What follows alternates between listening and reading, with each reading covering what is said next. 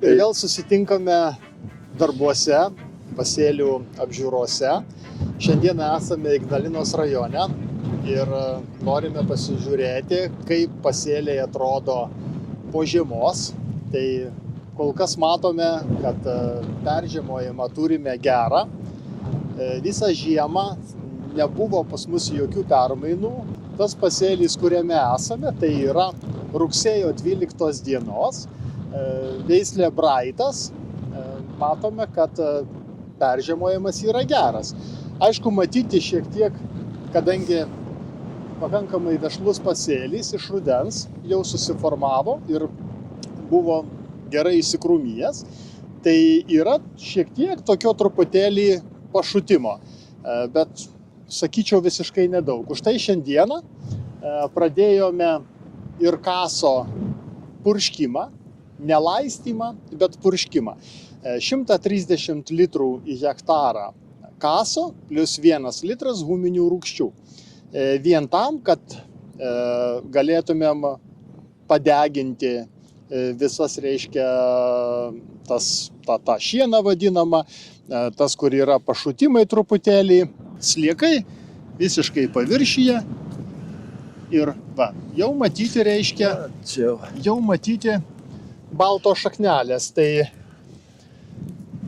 negalima jau laukti ir turime atidavinėti trąšas. Už tai tas toksai jau sprendimukas, matom, kad reikia jau skubėti. Kaip manote, ar jau laiku mes startuojame, nes labai dar daug įvairiausių ir klausimų. Kada pradėti tręšimą, ar jau laikas pradėti, gal čia mes per anksti tą darome, gal reikia laistyti, gal reikia salietrą berti, o ne kasą pradžioje daryti. Kaip manote?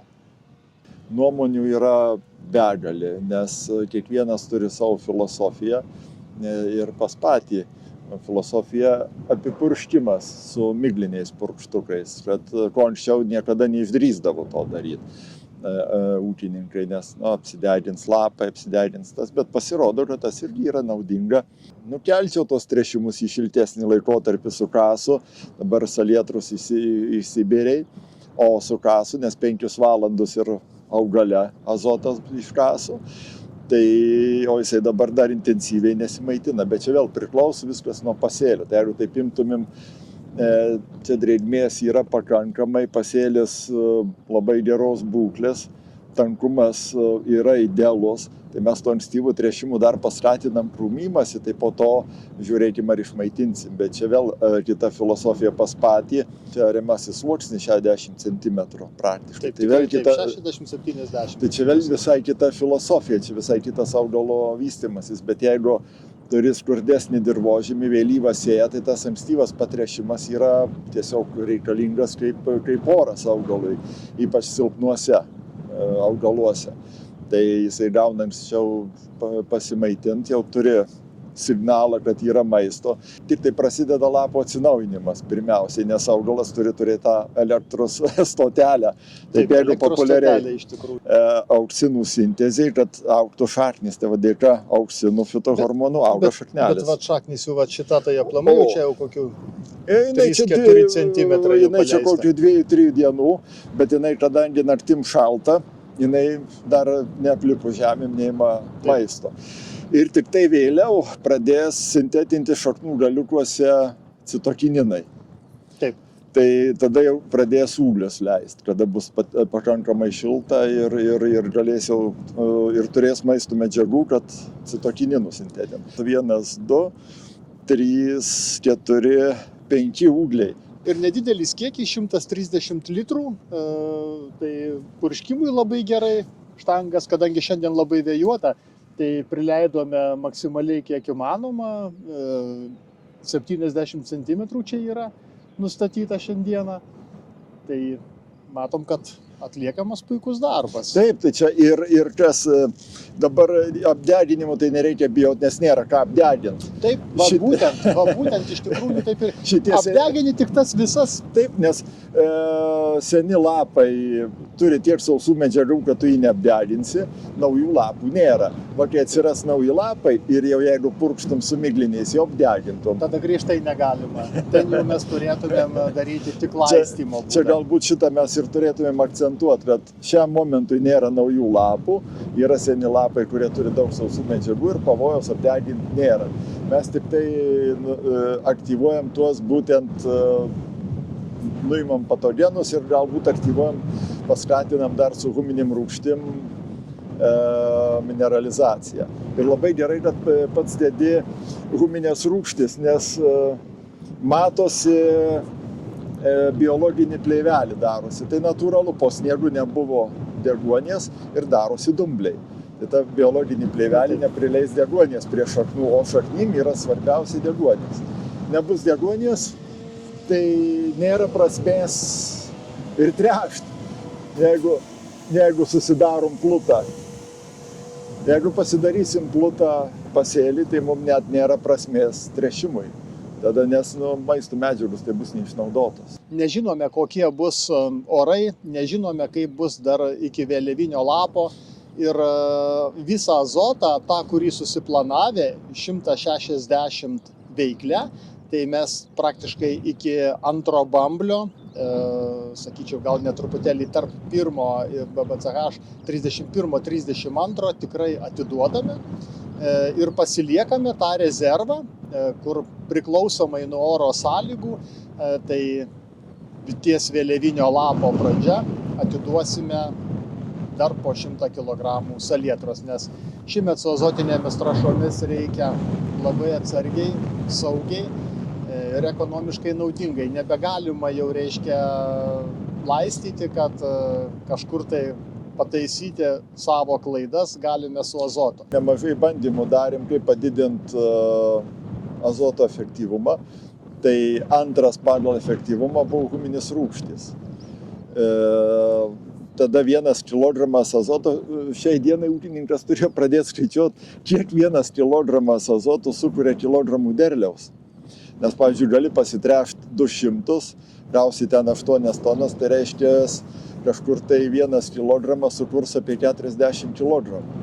Dar padidinsi, mažiau sukurs, tai reiškia, kažką tai turi pridėti, kad tas 1 kilogramas padidintų. Prasčiau tariant, tai reiškia huminės rūgštys kartu išpurškiamos arba išlaistomos ant pasėlių, jos yra surišamos su dirvožemiu ir ilgesnį laiką išlieka viršutinėme dirvos sluoksnyje, net ir praėjus lietums, jie taip greitai nenusiplauna tos azotinės maisto medžiagos gilyn.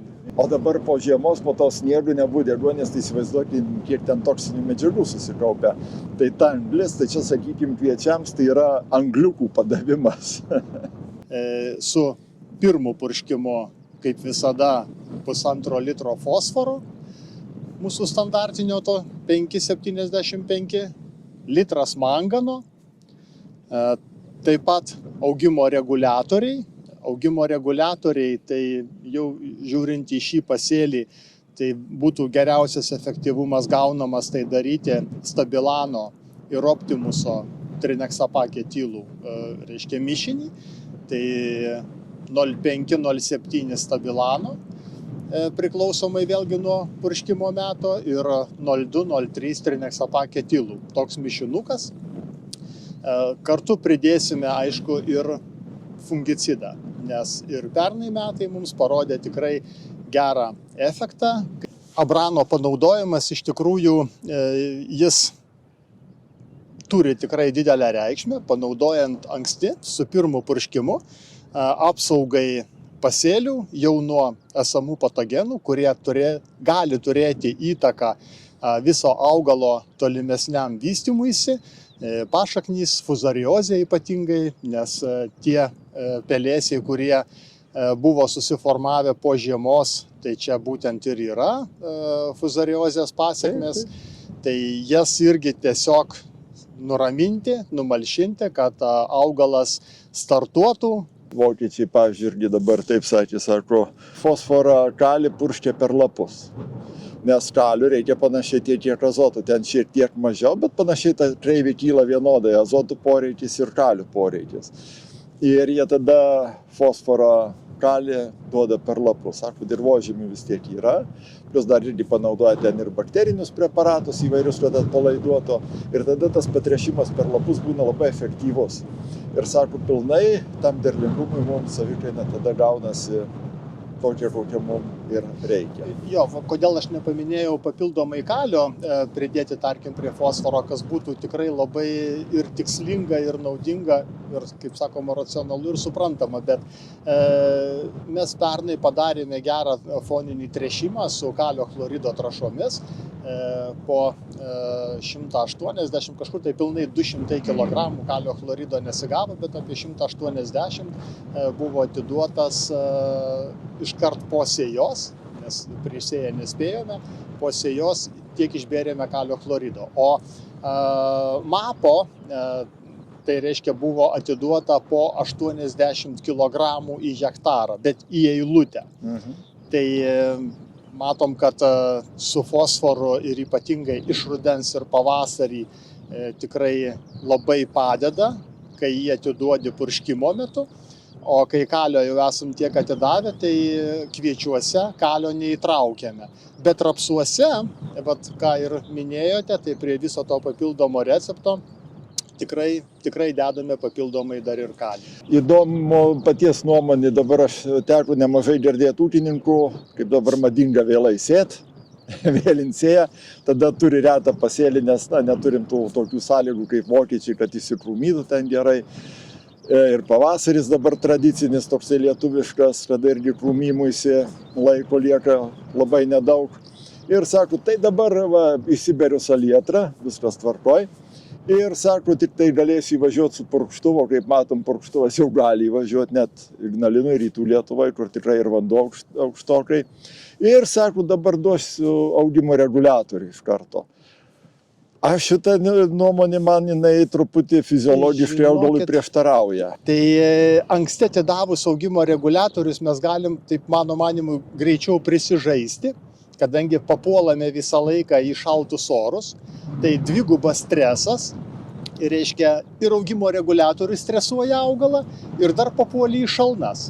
Tai manau, jūs tikrai galėtumėt paaiškinti daug efektyviau, kad čia yra daugiau žalos nei naudos. Dabar mes turim čia gerai įsikrūmijusius. Ir kada prasidės ūglių augimas, tai vienas visą laiką startuoja intensyviai. Čia jau, kaip ir gyvenime, kažkuris vienas bėga, tai ką jį reikia pristabdyti. Tada mes augimų reguliatorium pristabdom tą bėgantį, kad spėtų pasivyti šoniniai, mažiau greiti.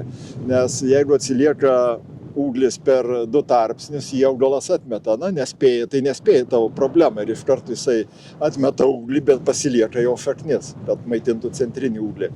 Tai tada mes su reguliatorium pristabdom tą bėgantį, 1 arba 2, ir pasiveja 3, 4, tie, kurie vėliau susiformavę. O jeigu mes išpurškėm augimo reguliatorių anksti, čia tas supratimas gal apie krūmimosi paskatinimą truputį iškreiptas. Toksai sako, išpuršiu reguliatorių, paskatinsiu krūmimąsi. Tai tas krūmimasis toksai mums gaunasi optinė apgaulė, kada mes sustabdom pagrindinį bėgantį, prisiveja šitie, tai atrodo, kad įsikrūmijo, šiaip jos būtų atmetę. Jeigu mes per anksti išpurškėm, mes galim sutraumuoti vandens indus. Tai čia yra daug tyrimų, daug straipsnių šitą temą. Yra sutraumuojami vandens indai, o grūdas su šaknim surištas vandens indais. Ir tada mes netenkam varpai grūdų. Tai prieš tai mes taip skaičiavom, kad jeigu 3 grūdų netenkam varpo ir 5 milijonų tankumas, tai mes taip prarandam kažkur 600 kg. Aišku, ir pats pasakysi, kad ūkį tie 600 kg visose tuose nuostoliuose, tai nelabai ir atsispindės. Bet tai žiūrėkim, čia 600, čia 600, technologinėse vėžėse tona kita dingsta, tai mes turim taip atidirbinėti tarp technologinių vėžių, kad mes kompensuotumėm dar tenais. Tai, žodžiu, mes žalotą augalą neturim teisės praktiškai. Tiesiog yra labai daug girdžiamų nuomonių, kad reiškia atiduoti anksti augimo reguliatorių, nereikia bijoti, kad ir per šalnas, bet tada būna kitas klausimas, kas atsitinka, kad reiškia žiūrim į tą varpą, jinai nėra pilnavertė, kur neužpurkšta, reiškia matom pilną gražią užmezgimą nuo pat apačios, kur tik atlikti purškimai su meilė, su visa priežiūra, matom apatiniai atmesti, sakom, kad čia dėl tankumo. Antra, mes šiai dieną turim tų humaniškų priemonių. Tai jeigu dabar visą augalo augimą valdo 4 fitohormonai, užpurškiam citokininus, mes tada padarom, kad jie dominuotų. Ir turim humaniškom priemonėm be streso augalui krūmimosi paskatinimą puikiausiai. O jau tada, kai pradeda augti stiebas, formuotis bamblys, išpurškiam augimo reguliatorius, pareguliuojam, viskas tvarkoj. O taip mes augalą skatinam augti ir tuoj pat jį stabdom, kad jis neaugtų. Tai toksai augalas nesupranta, ko mes iš jo norim. Na štai ir tas rapsas mūsų po žiemos lygiai taip pat netrodo labai pavargęs. Kažkaip tai žiema atrodanti, kaip ir minėjau, labai sunki, bet rapsas jisai peržiemojo, sakyčiau, tikrai visai gerai, be jokių didesnių pažeidimų. Ir čia vėlyvas sėja, Taip, čia yra mūsų pats paskutinis laukas, jis yra 28 rugpjūčio pasėtas. Žiema tai tobula buvo, sniegas iškrito ant tokios šiek tiek pradėjusių šalvent dirvos. Pas mus pirmą kažkaip tai tikrai pašalo, pirmą sušalo, tikrai buvo kokie 5 cm jau iššalo, kai pradėjo pirmas sniegas. O tada ir šaltis, ir sniegas pradėjo kažkaip tai kauptis vienu metu. Ir sluoksnis sniegų buvo saugus. Tai... Sluoksnis visą žiemą buvo tikrai laukuose, galima sakyti, ne mažiau kaip 30 cm. Man dabar rapsas viskas tvarkoja, gražu, bet kur matau vieną iš tokių grėsmių. Man taip, sniegas nutirpęs, o dulka. O dulka. Visur jau mūsų patręštas, tai čia jau yra prieš savaitę atliktas tręšimas, atidavėme po 200 kg salietros, dar šiek tiek drėgmės tikrai buvo daugiau nei dabar, bet kažkaip tai matėsi, kad čia nežinom, kaip čia taip atrodys ir už tai truputėlį paskubėjom, nors atrodo kaip ir nereikėtų, nes pažiūrėkim, ką pats augalas dabar sako, kaip jisai ar jau šaknelę bando leisti, ar... Reikės labai saugot drėgmę, nešvaistyt. Nes dabar kaip šiandien toksai vėjas apie 12 metrų, 12 gal, taip jaučias dronų programėlį, tai rodo, kad iki 15 net. Šiluma 16. Tai didžiulis garinimas, didžiulė transpiracija. Tai garina per dieną apie 60 mm. Tai reiškia, iš hektaro apie 60 kubų kažkur tai per dieną. Tai 60 kiek vandens atima jau iš mūsų ir matosi ištraukus ir lengvų judesių, kai nupurtai visą žemę, numatai, kad dar nieko nėra. Šaknis jau žemė nubyra, tai rodo, kad dar jos maitinimosi jokio nėra. Taip. Matosi jau truputį sudrėkia, bet tai jisai vadinasi, tas maisto medžiagas dabar kelia iš šaknies, iš to savo sandėlio. Tai, ką turi iš savo sandėlio dar taip. Nes dar šaknyse matot, kad kaip tai nėra dar darbo. Ir atrodo žemė šilta ir jisai dar snūduriuoja. Čia saulė dabar pavasaris įjungia žadintuvą, bet šaltus naktys nuspaudžia atidėjimą skambučio. Ir dabar kas įdomiausia, pas kelis mačiau įkasti indai į žemę, paslėptas traublio pasižiūrėti, pakontroliuoti. Vanduo užšalęs ryte inde, o paslėptas traublio jau yra koksai 20-30. Tai paslėptas traublis tik sniegui nuėjus, kai pirmas dienos pasirodė ten apie 10-12 laipsnių šilumos su saulė, jau iš karto ir pamatėme. Pirmą startinį, kaip ir minėjau, po 200 kg atidavėme. Dabar tik lauksime, kai apsipils pilnai šaknynas baltomis šaknelėmis, jau bus pasiruošus visai mitybai prieš visą startą, iškart vienu metu atiduosime numatytą likusį sulfatą ir likusį azotą ir su tręšimu rapsuose bus baigta. Tik turbūt per lapus bus. Tai man atrodo, kad reikėtų paskatinti šakojimas ypač tose vėlyvesnės sėjos. Ten, kur tie šaknis, kur ten 2-3 cm ir ten milžiniški rapsai, ten gali ir ne, bet tuos vėlyvesnės. Šituose pasėliuose mes tikrai esam numatę tą padaryti su pirmu purškimu. Ir mūsų pirmam purškimui, kai tik jau bus purškiama, tą purškimą manau, kad čia va dabar laukiama truputėlį oro atvėsimo ir to šaltuko, bet tik šaknelė pradės biškutį, jau matysim, kad pradeda leisti šaknelę, iškart duosime purškimą, nes ir vabalą reikia gaudyti. Tai... Nes pernai prisimeni, kai buvo tas pirmas pažeidimas, kuris prie pat žemės, tas daugiausiai ir... Bet jisai ir davė efektą. Anksti panaudojus purškimą tikrai duoda efektą. Tai mūsų pirmam purškimui irgi yra numatyta 1,5 litro fosforo, litras mangano, kartu, reiškia, bus dedamas ir litras boro. Tada su šituo purškimu fungicido klausimas, reiškia, artinos 0,5 litro. Aš jį visą laiką mėgstu užduoti, kadangi mes nežinom tolimesnius, kokios bus sąlygos. Tuo metu, reiškia, apie kokius 0,4 dedame artinos ir 0,7 citokinino, nes citokininas tada irgi labai gerai veikia kaip augimo reguliatorius ir atiduotos jau visos trąšos, augalas, jisai užsiima didesniu pumpurų mezgimu ir neleidžia tokios spartaus augimo į viršų. Tai mes... Tie citokininai jau dominuoja, jie truputį slopina hiperelinus, kad neaugintų taip intensyviai tos stiebų į viršų ir neužmirštų šoninio. Tai dabar žiūrint į mūsų rapsą, šis mano, jis nėra toksai, kad būtų labai stiprus, matom pagal šaknelę. Už tai šitam laukui yra numatyta bendro azoto 180 veiklė, o kur turime ankstyvos sėjos ir ten, kur jau jisai, reiškia, yra atrodantis visai kitaip, reiškia, pats kaklelis jau yra apie 2-2,5 cm, net iki 3. Tai tokiam 160 esam numatę veiklę ir nedaugiau. O gal atvirkščiai reikėtų šiaip pagal produktyvumo teoriją, tai tiem geriesiems reiktų daugiau, kad produktyvumą didint, tiem silpnesniem truputį mažint. Aš taip visą laiką ir mes tokius bandymus esam darę. Nes mes taip pat prieš sėją ant šiaudų mineralizavimui naudojame 50 litrų su huminėmis rūgštimis purškiame kasą. Tai jis tada sugebės pasiimti iš dirvožemio daug geriau.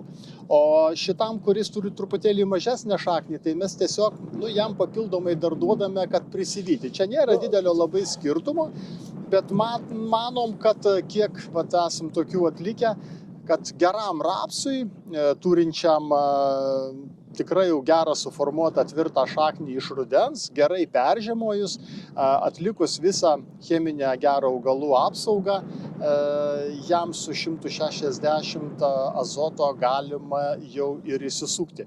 Tuo labiau, kad visgi šie metai, ne azoto naudojimo metai, labai brangu, tai vat irgi bandom skaičiuoti viską. Šiais metais, pavyzdžiui, Lenkai, kur tenka nuvažiuoti, jie dar papildomai naudoja net azoto bakterijas, kad dar paskatint tą azoto efektyvumą padidint huminis rūgštys, azoto bakterijos ir tada trąšos. Tai žodžiu, kad iš to kilogramų azoto įspausti kiek galima daugiau efektyvumo. Tai čia nepamirškim paties dirvožemį 60 vėl, tai čia truputį kita matematika gaunasi. Tai aš turiu galvoj vėlgi dirvožemis irgi iš tikrųjų reikia vertinti. Tuos mūsų vidutinius dirvožemius, kur būdavo praktika labai pasiteisinus, kada iš prastesnį permeti maisto medžiagas visą mitybą į geresnį ir iš to geresnį gauni maksimumą, o šitas tai vis tiek tokiam vidutiniam lygį lieka, ar tu jį patreši daugiau ar mažiau,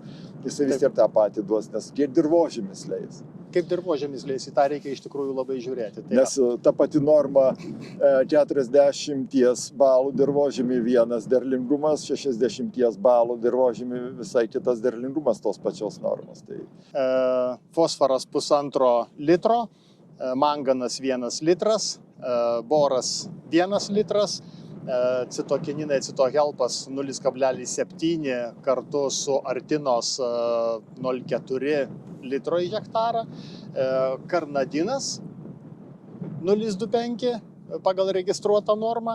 Kalį tikrai rapsuose esam papildomai numatę kartu su šituo pirmu purškimu 2 kg kalio purškiamo būtent į šitą receptuką. nes kalio vaidmuo labai didelis fotosintezėje, maisto medžiagų apykaitoje, ypač dabar, kaip reikia užvesti pavasarį tą fiziologinį varikliuką, tai čia kalis, vaidmuo kalio ypatingai svarbus. Tai va tokie numatomi darbai ir tikėsimės, jeigu nesubjurs labai stipriai, gal kažkoks rezultatas ir turėtų būti, nes pakankamai švarus. Iš rudens atliktas purškimas tik reiškia rapsano ir klomatės mišinyje. Matom, kad po žiemos kitų žolių kaip ir nematyti. Taip. Ir ūkininkui, pavyzdžiui, rapsų produktyvumą pasiskaičiuoti yra labai paprasta, kviečių sunkiau, rapsų lengva. Galima produktyvumą, čia aišku niekada nepasakysi, koks jisai bus tas derlingumas, nes vidutiniškai Lietuvoje 15-20 gramų vienas augalas. Tai pasiskaičiuoji, kiek turi augalų. Jeigu labai vešlus gražus augalas, tai duodi 20 gramų. Jeigu tokie vidutiniai vėlyvesni sėja, ten 15 gramų, pasiskaičiuoji, kiek turi augalų ir maždaug, žinai, tą tokį galutinį rezultatą, kurio reikėtų siekti. Paskui, aišku, ten 40-50% meteorologinės sąlygos, dirvožemių sąlygos, tai patai susisiveda, bet kažkokia tai matai horizonte viziją, ko gali tikėtis iš to lauko. Tai tiek iš mūsų laukų Ignalinos rajone. Laukti jau nėra ko. Ne, viskas, jau čia tai gali pavėluoti.